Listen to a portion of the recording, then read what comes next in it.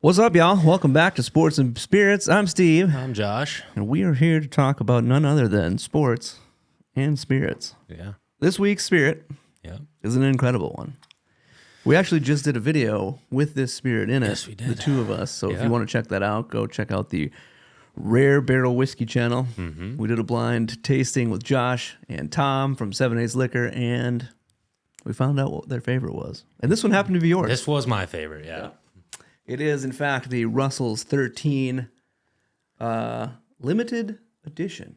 Yep. This one is their highest proof, and we'll get into more of that later. Well, let's kick it off with some sports in the NFL. Let's do it. Yeah.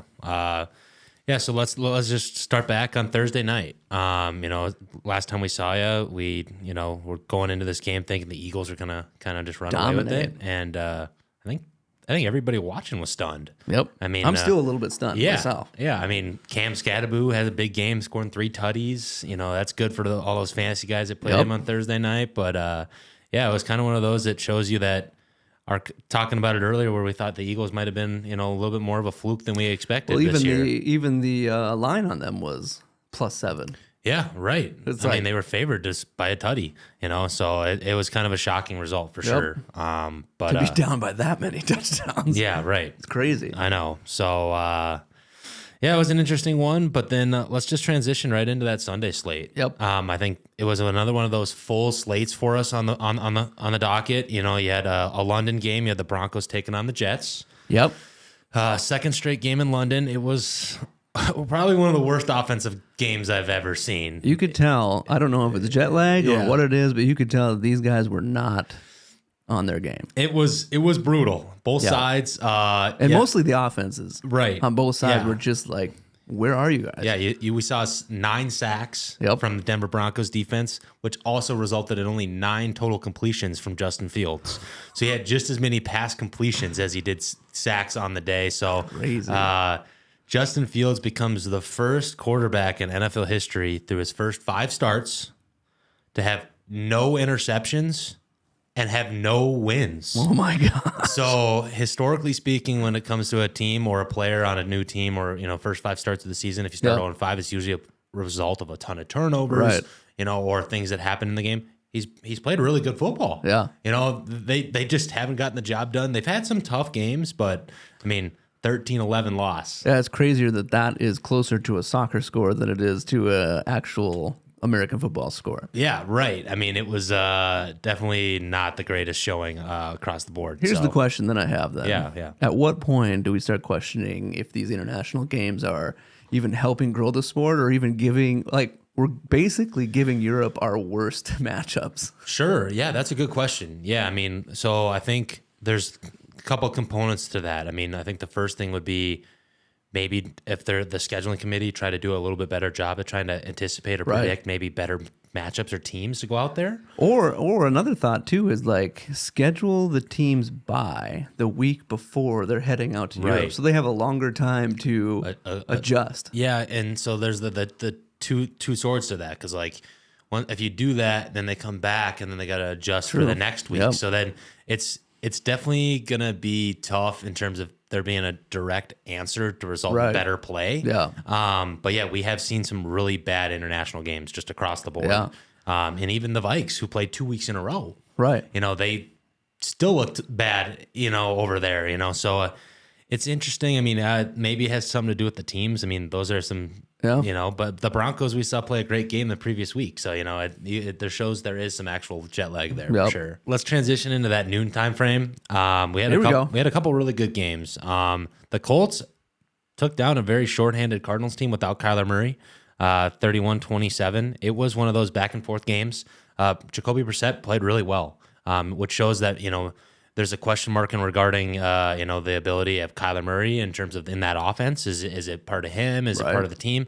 Trey McBride looked really good, but unfortunately Colts get the dub and, 5-1. Fortunately to the Colts, they get the dub. Yeah, unfortunately. Yeah, right. Yeah, for sure. And another crazy back and forth game we saw on the noon slate. The Chargers took on a Dolphins team that, have had some really, really close, tough games to end just to start the season anyway. Right.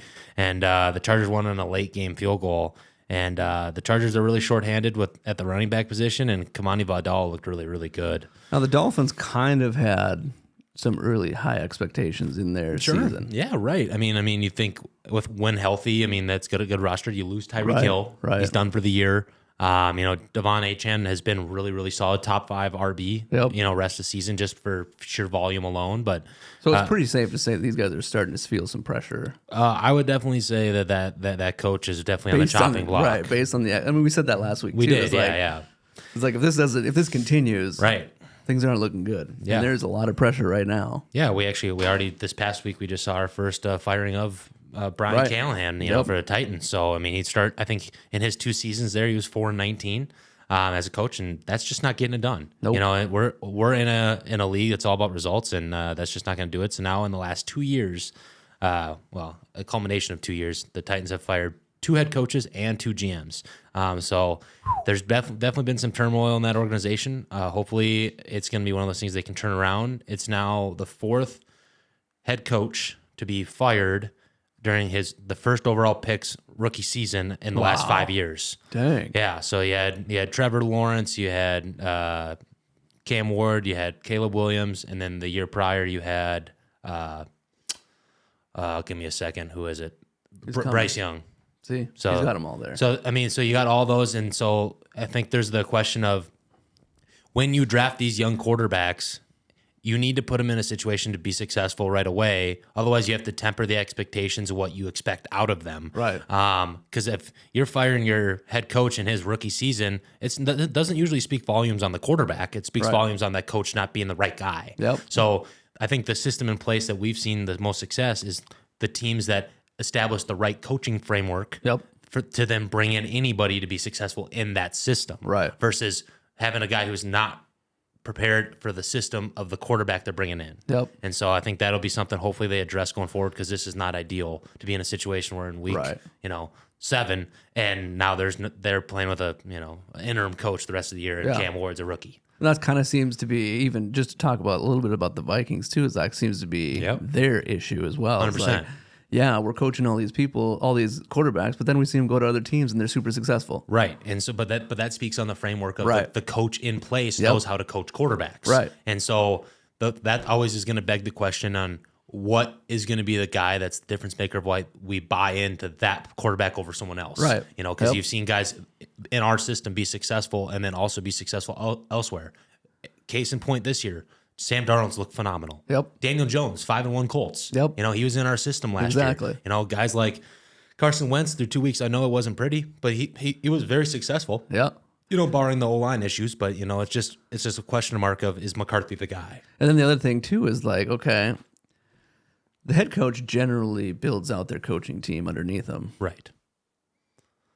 Why aren't those guys gelling? You got a really killer quarterback 100%, coach. 100%. Why isn't your O-line coach gelling with what the head coach is wanting to do? Or where is that disconnect on all the different coaches as they go down? Because the quarterback can be on fire and then downfield is falling apart. Yeah, and I think it stems from guys that maybe had higher coaching jobs that then took demotions after they were let go, and so sometimes they really gel well in that system going back down a step, and some don't. Matt Eberflus, who is the former Bear head coach, is now the defensive coordinator for the Cowboys. Yeah. They're awful. Yeah. Their defense is awful. And so then that begs the question, okay, when he was the head coach of another team, his defensive coordinator must have been really freaking good to make him look that good. Right. And so now it's okay, well, he's now the defense coordinator. He's looking awful. Maybe he shouldn't be a defense coordinator. Right. And he definitely shouldn't have been a head coach, obviously. I think we saw one of those rivalry games. Speaking of the Cowboys, you had the Panthers pull off probably the upset over the Cowboys of the week at home. I think going into this, I believe the Cowboys were favored pretty heavily. And we saw a 230-yard performance from Rico Dowdle again. Go. He becomes only the 6th player in the Super Bowl era to record 225 scrimmage yards in back-to-back weeks. Yep. The last guy to do it, I believe, was Delvin Cook in 2020 for the Vikings, and then prior to that was Le'Veon Bell in 2014. So very, very historic performance over the last 2 weeks. Also, we also called that a 2-touchdown performance from Ted McMillan.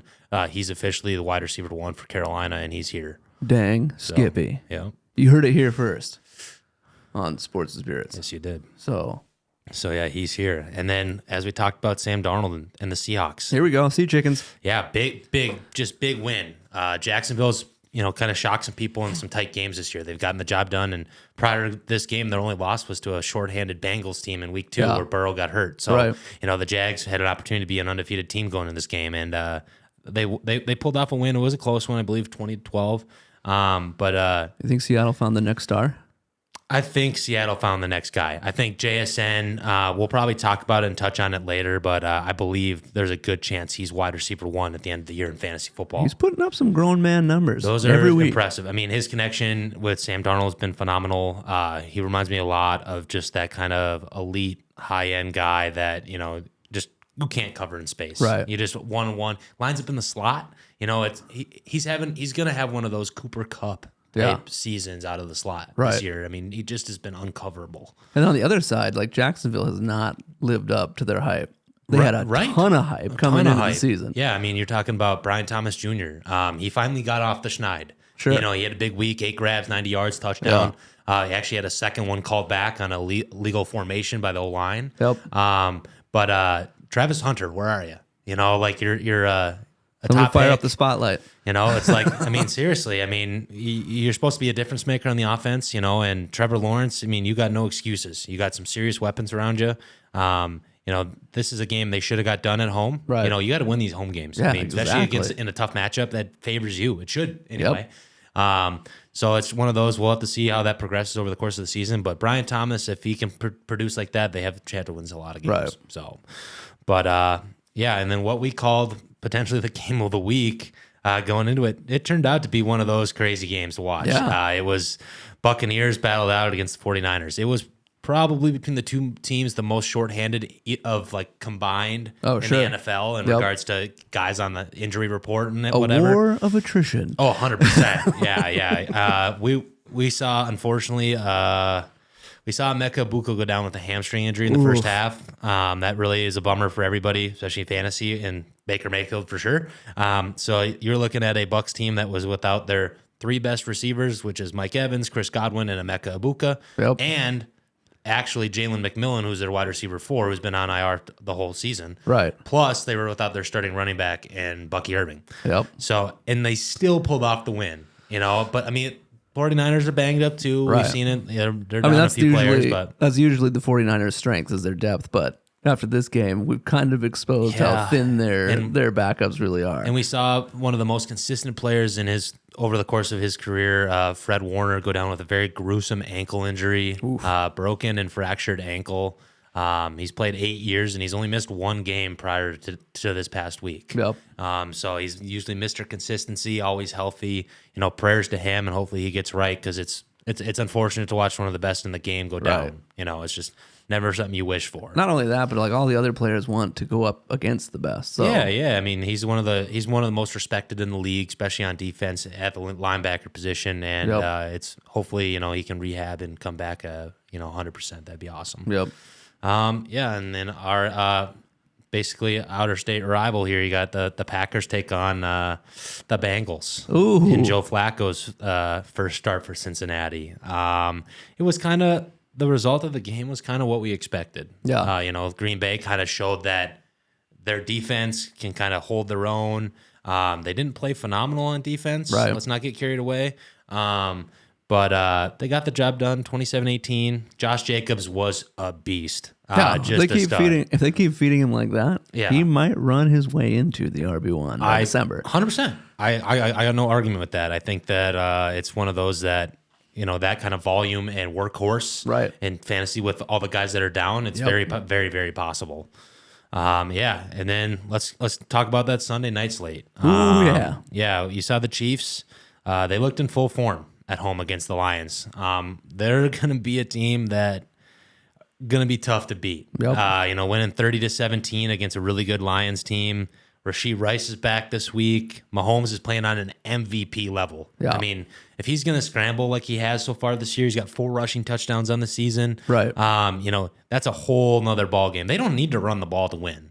And that's the difference with that team is like they have the best passer in football. Right. They're going to rely on him to be, safe with the ball and make plays. And, they do get a lot of calls their way. So that's always something to factor in. But I'm telling you right now that I got to say they might be my favorite in the AFC. Yeah, it was interesting with Detroit. Like early, they seemed like they were going to be a team. Yeah, right. But it's like they missed the spark early in the season, and if you miss that spark early in the season, it's tough to get that back. Right. Yeah, it's tough. I mean, you got a really elite, potent offense. Yep. It's just, but their secondary is super banged up. Right. Now they're Brian Branch. We saw a scuffle at the end of the game. He's going to be suspended. That never a high class move on his part there. Nope. But it's going to be interesting for Detroit. They play in a really tough division, so every game counts. Right. And so we've seen that. And then let's talk about, we had a doubleheader Monday night. Let's go. Yeah. So first off, you had the Falcons. They honestly just relied on their two best players. Yeah. Bijan Robinson, Drake London. Drake London had an opportunity at the end of the half to have a second touchdown that really would have cemented his day in fantasy. I believe both those guys scored over 30 points for you, respectively. They ended up beating the Bills 24-14. The Bills are banged up. I think it's going to be one of those things with Buffalo that they're going to have to make a move, regarding the trade deadline and going to get a player to help. I mean, with all the injuries they've had, they were out Dalton Kincaid. They had a Josh Palmer go down in the game. Basically, the only elite receiver they had left was Khalil Shakir. Yep. And so I think Buffalo's going to have to address it. They are on a bye. It's a good time for a bye. They lost 2 in a row, and I think it's just a good time for them to rest up. So, and then following that on Monday night, you saw the Commanders take on the Bears. Yep. The Bears. And what we anticipated being a really, really good game. Yep. And it really was. It was back and forth. It was rainy. It was cold. That makes for a good game. It's a good football game. Yep. We saw a massive game out of DeAndre Swift. Over 100 rushing yards. He had a 55-yard receiving touchdown as well. He cemented himself as their lead back, which is good to see because that was always the question mark because, with all those guys in the backfield and how Ben Johnson likes to run, so now you can have a little security and locking him in your lineups on a week-to-week basis. And Jaden Daniels was really good again. I mean, he's a good quarterback.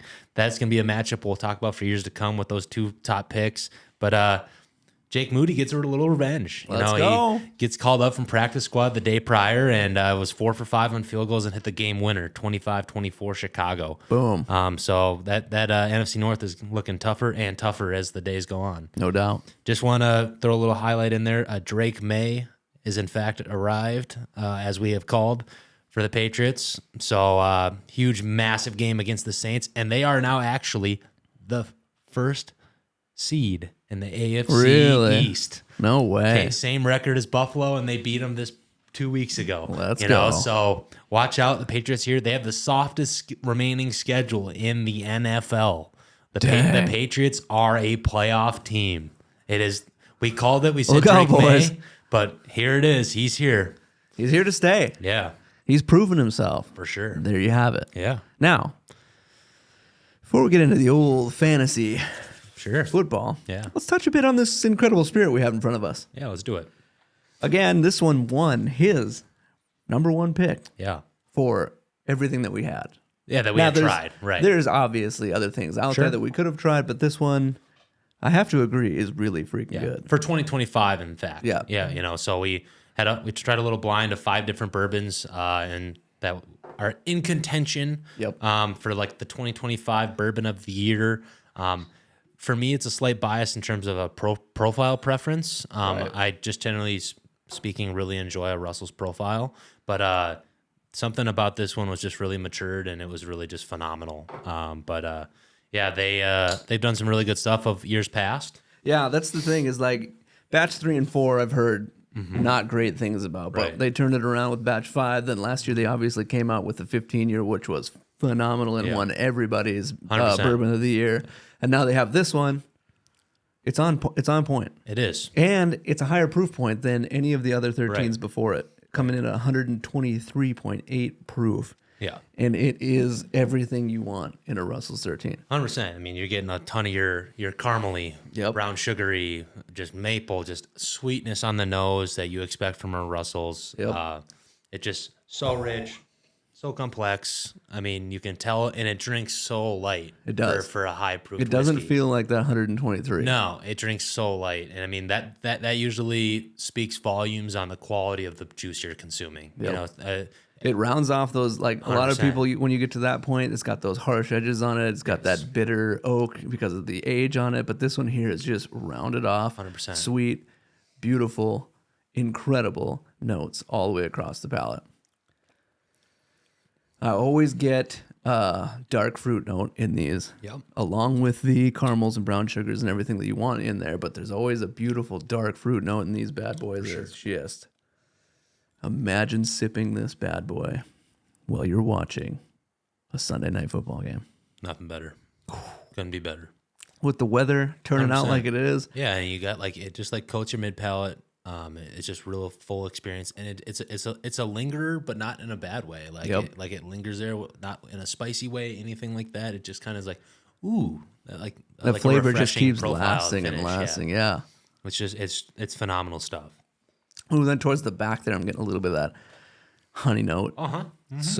So boom, right in your face. 100%. Beautiful. Yeah. That's it, y'all. Yeah, that's our Russell's 13. If you can find this thing, you should grab one. Yeah. They're definitely worth it. Yeah, 100%. I do it every time. Mm-hmm. But that's that. That's spirits. Yeah. Let's jump into fantasy football. Yeah, let's talk about it. We're going to kind of highlight some of the things we noticed from this week and what to look out for going forward on this season. Let's get back to Josh Jacobs. Yeah. That guy's got that old school bell cow feel to him. He's got volume. He's got goal line work. He's got receptions. Right. Again, another one of those guys who's looking like legitimate RB1.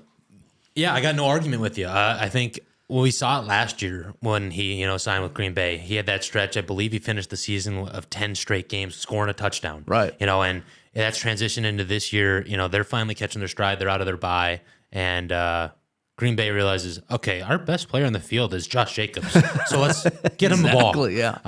And I think if his receiving usage continues to be what it's at, there's no question he has an ability to be an RB1. Right. The only guy that's going to contest that is probably Bijan Robinson. Yep. We saw him having a 240 all-purpose yard game on Monday night. Right. And with Atlanta being shorthanded, those are the two guys in fantasy. If given the opportunity, you can make a move for. If you can leverage a guy that, maybe doesn't have as much upside and another player to go get these two, that's absolutely what I'd feel comfortable doing.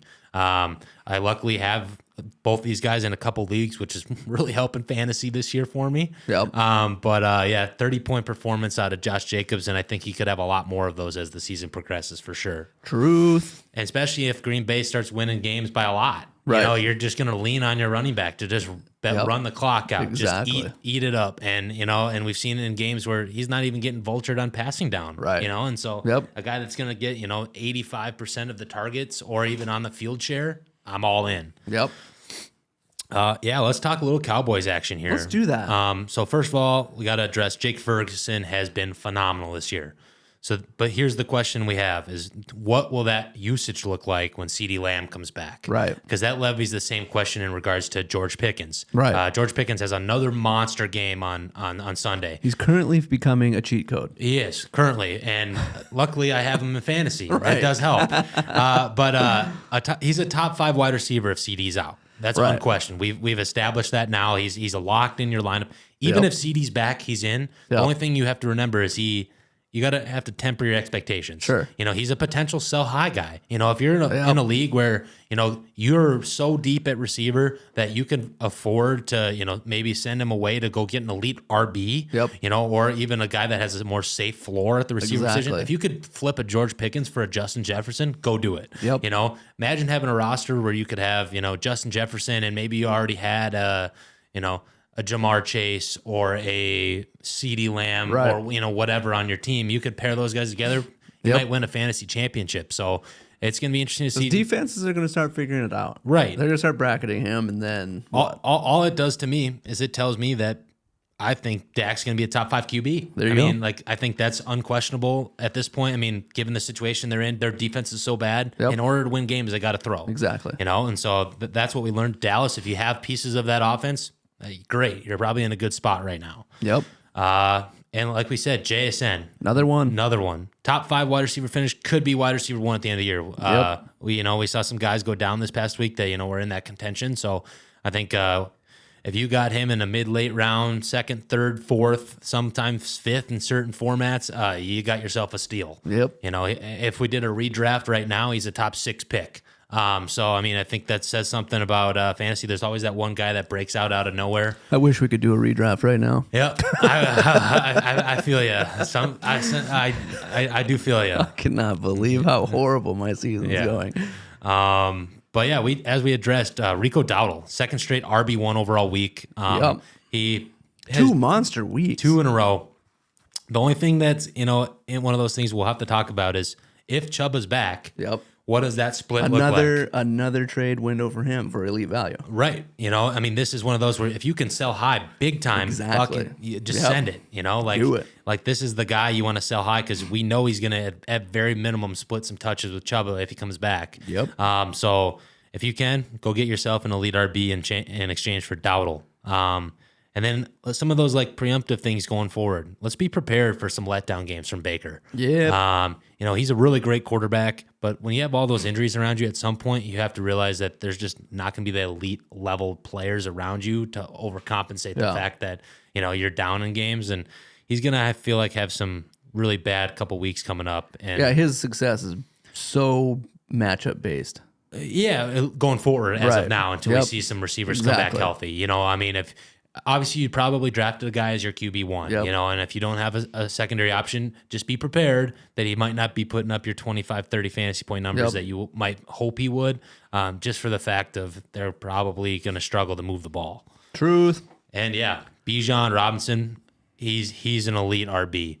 He is the first player since Thurman Thomas. Ooh, that's way back. Yeah, way back. What's the year? 91. 90. He's the first player since Thurman Thomas in 1991. Just when I was getting into football. To have 450 rushing yards and 300 receiving yards in his team's first 5 games. To say the usage and the dominance of Atlanta's success is reliant on his ability is definitely an understatement. We've seen some appearance from Drake London. Drake London's on the scene. With that kind of target volume, both those guys are going to be top 10 plays at their position. But Bijan has a chance, being that they play in a really, really easy division. Yep. To be an elite, if not RB1 overall. Yep. So, dang. Yeah. That was a big NFL recap. Yeah, that was. And everyone needed it. Yeah, for sure. Every single one of you. Yeah. Don't act like you didn't. Yeah. But that leads us to the feeder teams. Yeah. Well, this one's going to be pretty quick. We kind of had some things that we expected, some things we didn't. First of all, you had 8th ranked Bama win their 3rd game in a row over a top 16 team. 14th ranked Missouri 27-24 on the road. Pretty impressive win. These high matchup, top ranked team wins for Alabama is going to really benefit them at the end of the season. Just to be clear, you like Alabama? Yeah, slightly biased. But I think they showed that they're here, and I think it's going to be one of those teams that even with 2 losses, they could still make the playoff just based on the strength of schedule. And like we expected, number 1 ranked Ohio State takes down 17th ranked Illinois. I think they're just in another class of their own right now in the Big Ten. I think are they just that much better than the rest of the Big Ten? I mean, I don't know. I think it just has to do with they are probably the top recruited team right now in college. Really? They get some of those top. Yeah. I mean, arguably top draft classes in terms of the recruits. So it's just really tough when you have 5-star players sitting on the bench waiting to go in when somebody goes down. So that bodes well for success. Right. And Pittsburgh's done 25th ranked Florida State, 34-31. How devastating is that loss? Yeah, that one hurts. That officially ends the Seminoles playoff chances this year. There it is. You can wave goodbye. Wave goodbye. At one point, they were ranked 8th, and they were undefeated, and now they are done. It's the state of college football. It changes week to week, and that's why we're kind of giving you updates as it happens. 4th ranked Ole Miss, though, survives. Survives is probably like the undersell of the century. So did this expose some cracks in their armor? 100%. Yeah. Old Miss is not as legit as we had once thought. Because they were looking like a steamroller. They were. Yeah. They barely outlasted Washington State. Old Miss struggled to move the ball in certain situations. Their defense, held their own, but I think that Ole Miss is going to be one of those fluke teams as well that we see, maybe a couple of teams pick up some wins over the course of the season on, so. But what went wrong with Oklahoma against Texas? Honestly, everything. But Matar turned the ball over a few times. It was just one of those showings that like Texas going into the season was that consensus number one team. Yep. They're still a good football team. They've obviously, lost a couple tough games. And so you think it was coaching, play calling? Some, but Matura also was coming back from a thumb surgery. Oh, gotcha. So he injured his thumb about 3 weeks ago. Yep. He had surgery on the thumb on his throwing hand. So that bodes some issues on making throws. Sure. And you could tell he didn't feel comfortable out there. And I think Oklahoma's still going to be ranked around where they're at. Obviously they're going to be in the teens. But if he can figure out and hopefully find a way to, overcompensate that thumb issue, they should still be able to maybe sneak in that top 12, but we'll see. And then I have to call this the upset of the week. It has to be. It has to be. After everything Oregon's been doing. 100%. to be upset by Indiana. I think I was looking at it. It was like Indiana's probability of winning this game was just insanely low. It was the lowest in the history of college football where the team that was playing in it was unbeaten. Right. So like Indiana was favored so low for an unbeaten team. I think the lowest in history going into playing at Oregon, and then they win. Insane. It was honestly kind of crazy to see. I think Oregon really just looked flustered. Indiana's defense just gave them fits. They were putting a ton of pressure on them, and It was definitely an interesting one to watch. And Indiana might be the real deal. We're here. They were a really good team last year. They were undefeated through like 8 weeks. Listen, we're here for them. Yeah, we're here for them. Why not support the team that you don't expect to be there? And so love a good underdog story. 100%. And I think Indiana is going to be one of those. Their schedule's relatively soft for most of the rest of the year, so they should have a chance to win most of their games. So barring anything super crazy, they should be one of those playoff teams this year, being that it's top 12. So, and that was kind of the football slate. There you go. Yeah. WNBA, baby. Yeah, this is going to be our last little coverage here. We kind of saw this coming. We did. We did talk about this already. Pretty sure we called it. Yeah, we probably called it. So again, come to Sports and Spirits if you want your stuff called. Yeah, if you want to know the results before they happen. Right. But yeah, so we had the conclusion of the championship series. The Aces sweep Mercury 4-0. Are they now officially a dynasty with 3 titles out of the last 4 years? It's 3 titles over the last 6, I believe. Is it? Is it 6? I think so. Maybe I'd have to check. Yeah. But either way, I think Dynasty is within a decade or whatever. So I gotta give it to them. Yeah, You gotta be. I think so. But they have been interesting to watch. Asia Wilson has shown that she is arguably the best player in the league, maybe the best ever to play basketball on the women's side. There we go. It's been one of those that, Becky Hammond and whatever they put around her has been enough to get the job done, barring injuries. And the Aces are going to be a team they're going to be around for quite a while, and it's going to be interesting. This will be the first year where we see some changes in regards to the CBA. Yeah. They will be negotiating over the next month here new contracts where these girls will have opportunity to make a lot more money. Let's go. So we'll see what that entails and what that looks like, and hopefully we see some more balanced leagues going forward in regards to teams. So what do you think the Mercury need to do in the offseason to close that gap? Yeah, I mean, they didn't even win a game in the series. Right. I think the question, I think they're going to have to establish a more of a youth component. Okay. Whether that is like finding somebody younger or a little bit more explosive. Yep. Some of their main players, Alyssa Thomas and Tawana Bonner are a little older in terms of, in their career. Yep. And so it's one of those things that they're great players and they're great role players, but I don't think they're the elite players that they once used to be. Sure. And so if they can figure that out, Kalia Cooper really showed it at the end of the year, and then Satu Sabali, if she takes another step forward. Yeah. She got hurt in game 3 with the concussion. So I think she's been really special. And I think if they lean on her a little bit more in terms of like letting her take over the offense, she has the ability to be Asia Wilson special in terms of on her roster. So if they do that, I think they have a shot. So you think that the opposite is kind of true with the Aces, then they've got that young explosive power, or is it more the coaching and chemistry that you're seeing? Yeah, I think it's a combination of both. I think Jackie Young brings that young component to that roster. Asia Wilson obviously is that just you give her the ball in space and she makes a play. Yep. Chelsea Gray is kind of your like a veteran presence, and then same with Jewel Lloyd. I just think it stems on Becky Hammond's the best coach in the league, and I think when it comes to putting together a team around these players, you can kind of fill in with anybody role player wise. I think it speaks more in volumes of the competition in the WNBA. It's not as prevalent as it is in the NBA, so you can kind of fill in with not necessarily the highest of talent around them and still have a chance to win. Right. So if the competition and level of play continues to go up in the WNBA, which we expect it to, then they'll have to figure out something in regards to finding some more young talent as well. So there you go. There you have it. Yeah. That concludes this season of the WNBA. Yeah, and our coverage probably for quite a while. Yeah. So we'll be back with the coverage next summer. Yeah, for sure. Well, probably leading into the summer to kind of get you all hyped up and 100%. Get ready for it. But the MLB is coming to a conclusion. Yeah. So this past weekend, you would have saw the conclusion of all the divisional series. You saw the Blue Jays kind of dismantle the Yankees. Yep. We kind of expected it to happen after we saw the first two games. They ended up getting the job done in 4. They won the series 3-1.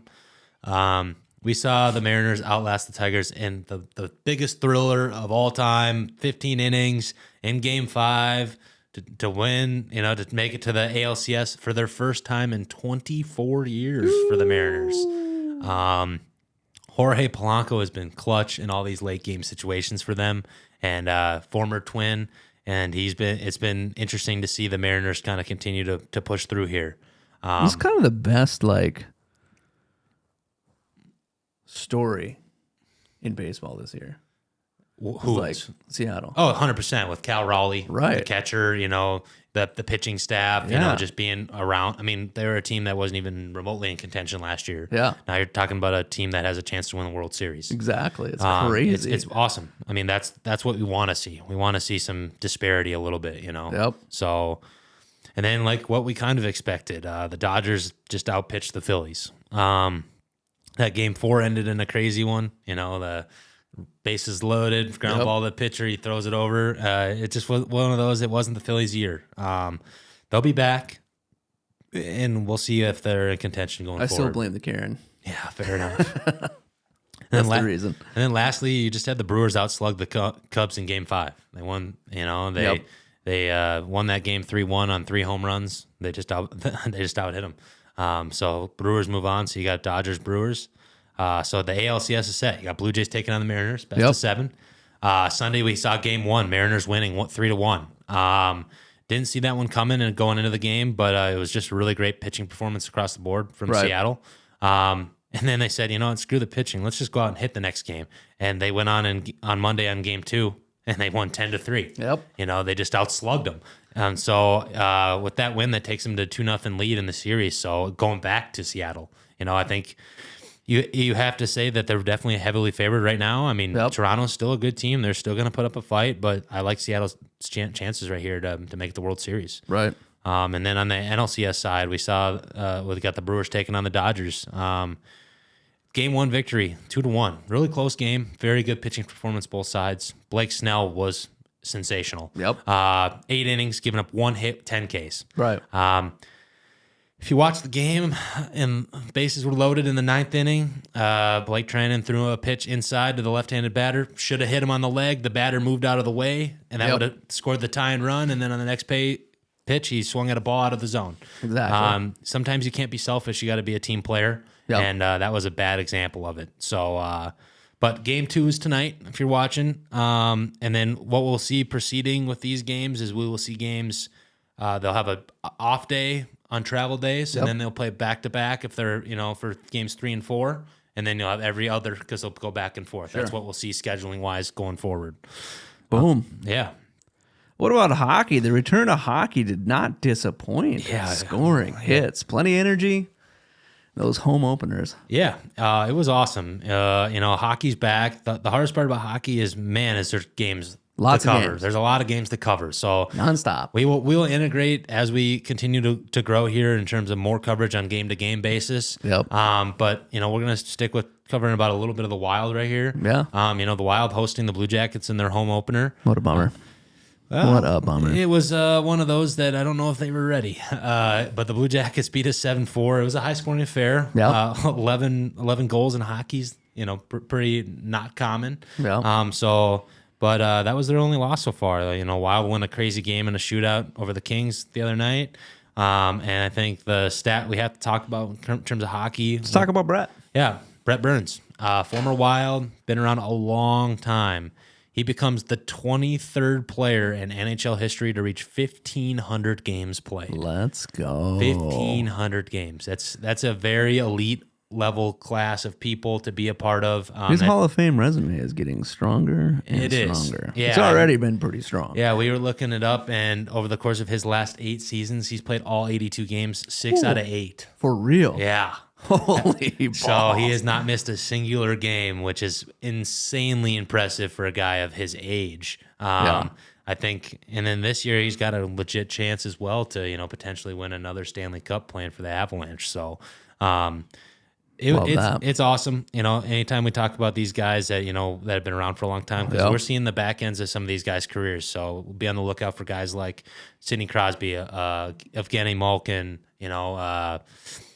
I guess Alexander Ovechkin, some of these guys that are on the backstage of their career, enjoy them while they're here because it's not forever. So the early thing in the season too is I don't know if this was just because it's the beginning of the season and everybody's back off the summer and stuff like that, but the pace of play looks so much faster across the entire league.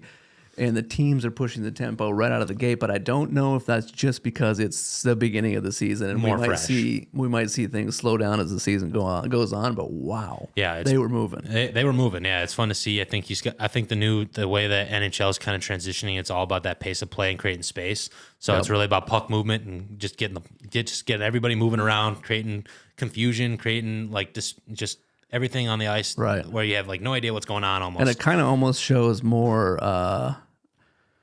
your ability because now we've got a lot of speed. Right. And if you can't maintain that speed with accuracy, then 100%. Yeah. Thanks for the memories. For sure. Yeah. Boom. There it is. Yeah. That's your week 6 in the NFL slate. It was messy. Yeah. It was exciting. Yeah. It was a full storyline. 100%, yeah, and probably not enough that we even talked about. Right, exactly. Fantasy owners, this is your week to sell high before regression starts to hit. 100%, yeah, you're going to see some guys coming back from injury, and so... College football just keeps reminding us that parity is alive and well. Yes, it is. It's crazy. It's a balanced college football this season. Boom, Aces Dynasty, Mariners resurgence, hockey's back, sports fans, what a weekend. Yeah, 100%. It was awesome. Awesome. Don't forget to like and subscribe, and we will see you in the next episode. Peace.